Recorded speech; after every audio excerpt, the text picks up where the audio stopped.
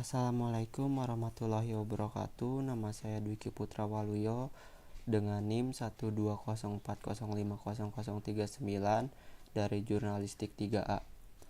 Video ini saya buat untuk memenuhi tugas ujian akhir semester teori komunikasi dengan dosen pengampu Bapak Dr. Hairudin MSI. Di sini saya akan menjelaskan secara singkat 25 teori komunikasi.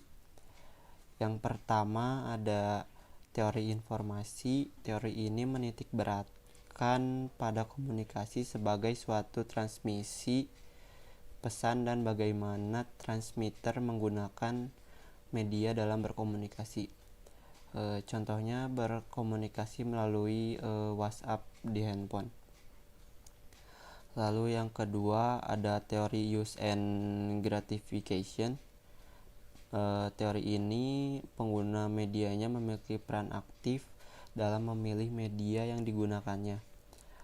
Contoh, saya memilih Twitter sebagai tempat saya untuk bermedia sosial. Lalu yang ketiga ada teori agenda setting. Dalam teori ini media mempunyai efek yang sangat kuat dalam mempengaruhi asumsi masyarakat. Contohnya saya menggiring opini publik bahwa korban kekerasan seksual harus selalu diutamakan.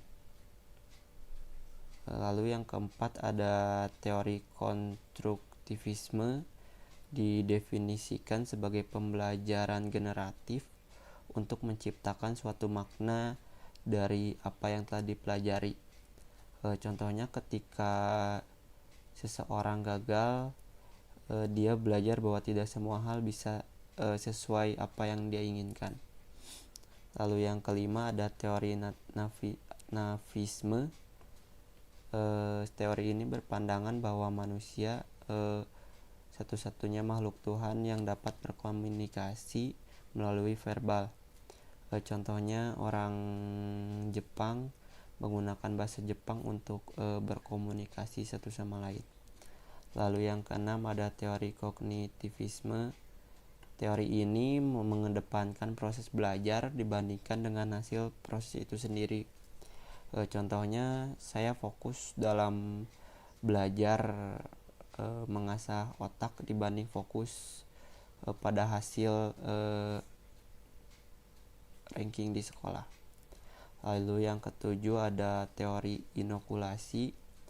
Teori ini mengemukakan bahwa lebih baik membekali terbujuk dengan argumen sanggahan daripada membiarkannya tidak siap menyangkal perspektif lawan.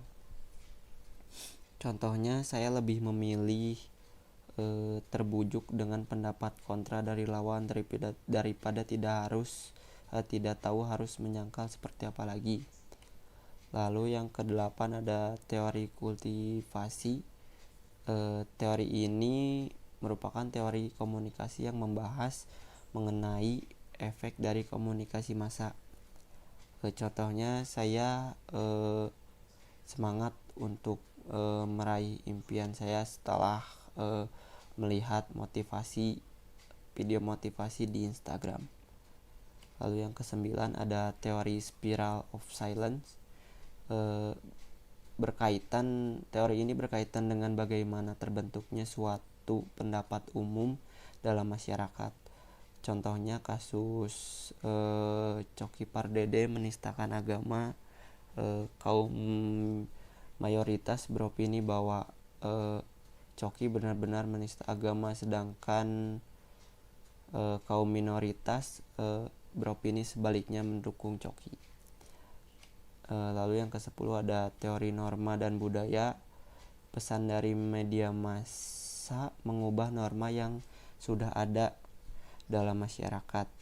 Di sisi lain juga mampu memperkuat norma yang ada dalam masyarakat. Contohnya muncul norma kebarat-baratan setelah terlalu sering menayangkan budaya asing. Lalu ada teori dependensi efek komunikasi massa. Teori ini berkepercayaan individu kepada media akan berkembang apabila kebutuhan informasional yang tidak dapat ditemukan dalam pengalaman langsung terpenuhi. Contohnya, saya mempercayai bahwa pernikahan itu indah ketika saya belum pernah mengalaminya.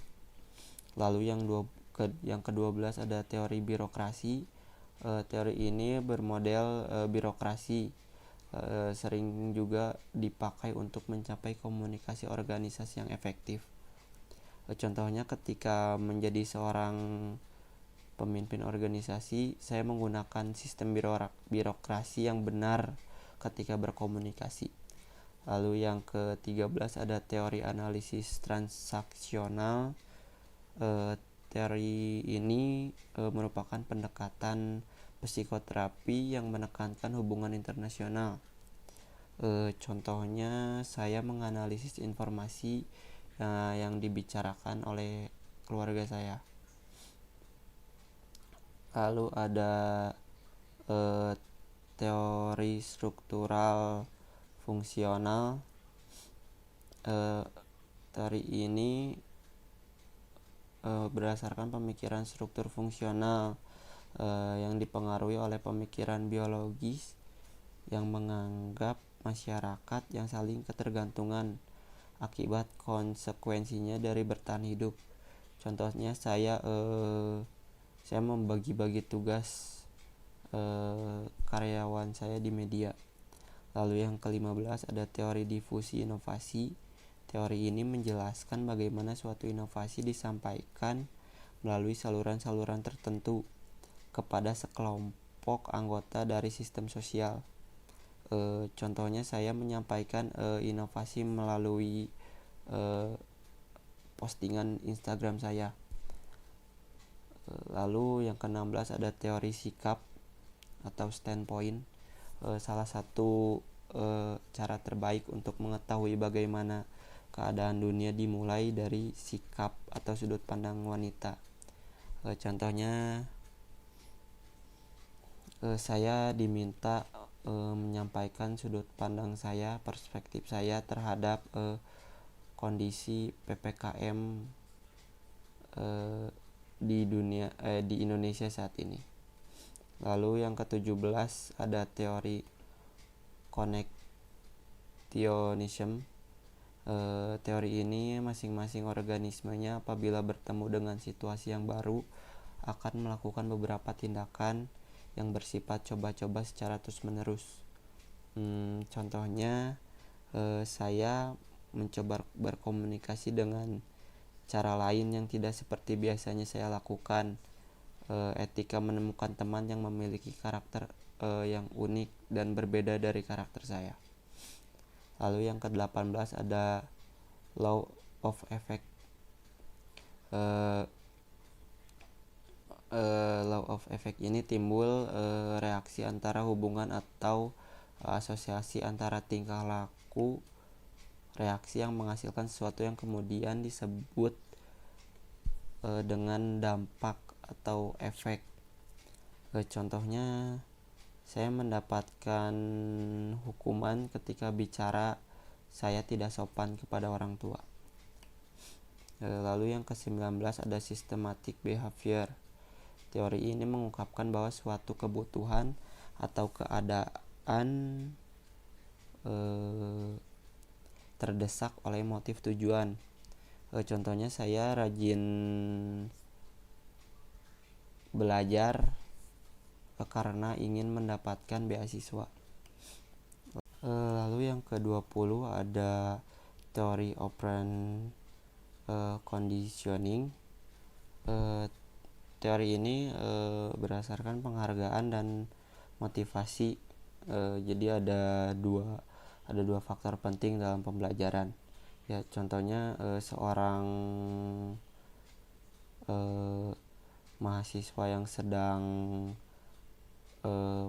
PKL di sebuah sekolah memberikan penghargaan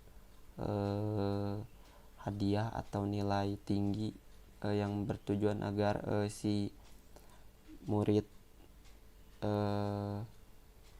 yang dia ajar menjadi lebih rajin. Lalu yang kedua ada teori classical conditioning.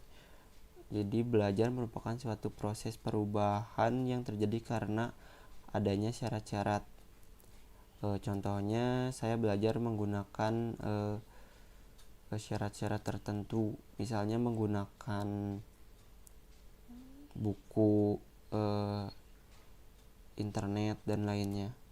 Lalu yang ke-22 ada teori kategori sosial. Teori ini beranggapan bahwa kategori sosial tersebut didasarkan pada usia, seks, tingkat penghasilan, tingkat pendidikan, tempat tinggal, ataupun agama. Contohnya dalam penyampaian informasi, kita mengelompokkan sesuatu agar lebih mudah dipahami. Lalu yang ke-23 ada teori pertukaran sosial. Jadi teori pertukaran sosial ini adalah teori dalam ilmu sosial yang menyatakan bahwa dalam hubungan sosial terdapat unsur ganjaran, pengorbanan, dan keuntungan yang saling mempengaruhi. Contohnya pada suatu ketika Anda merasa bahwa setiap teman Anda yang di satu kelas selalu berusaha memperoleh sesuatu dari Anda. Pada saat tersebut, Anda selalu memberikan apa yang teman Anda butuhkan dari Anda. Akan tetapi hal sebaliknya justru ketika terjadi Anda membutuhkan sesuatu dari teman Anda. Lalu yang ke-24 ada teori komunikasi behaviorisme. Jadi teori ini mencakup semua perilaku termasuk tindakan balasan atau respon terhadap suatu rangsangan atau stimulus. Contohnya saat kita berada di umur 9 tahun, kita diajarkan pertama kali tentang bagaimana kita harus berperilaku kepada sesama jenis ataupun ke lawan jenis dan kepada semua orang. Lalu yang terakhir, yang ke-25 ada teori sibernatik. Teori ini tergolong teori baru sejalan dengan berkembangnya teknologi informasi dan ilmu sosial. Teori ini juga merupakan suatu sistem pengontrol yang didasarkan pada komunikasi antara sistem dengan lingkungan dan antar sistem itu sendiri. Contohnya program pendidikan ditingkatkan melalui penggunaan praktek-praktek yang inovatif yang dapat merangsang keterampilan sosial pengajar. Mungkin sekian yang bisa saya sampaikan. Mohon maaf bila banyak salah-salah kata. Wassalamualaikum warahmatullahi wabarakatuh.